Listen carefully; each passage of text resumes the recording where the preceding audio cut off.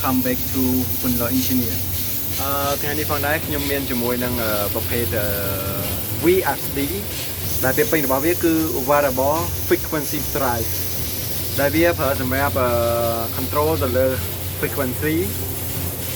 ampere meter ដែលហៅថា current ឬក៏ voltage ដែលយើង control បាន3ហ្នឹងណាហើយជាមួយនេះគ្នាផងដែរខ្ញុំសូមណែនាំអំពីប្រភេទសាច់ជាប្រភេទ SAJ ជាប្រភេទ VFD ទំហំ medium មួយដែរដែលយើង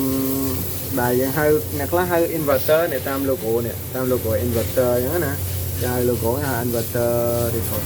ខ្ញុំហៅ VFD ឬក៏ហៅ control speed អីយ៉ាងទៅហើយ VFD នេះមកពីក្រុមហ៊ុនមកពីកងchâu Samjin Electric.co Ltd ហើយប្រភេទ model វានេះគឺ VM 1002 Tre 4 EO E011 កញ្ចក់ GB ហើយនឹង 0.5 GB ហើយ power របស់វាអានុភាពរបស់វា11 kW ខ្លះ15 kW អញ្ចឹងបាន range របស់វា full load គឺ15 kW ជា phase total អានុភាព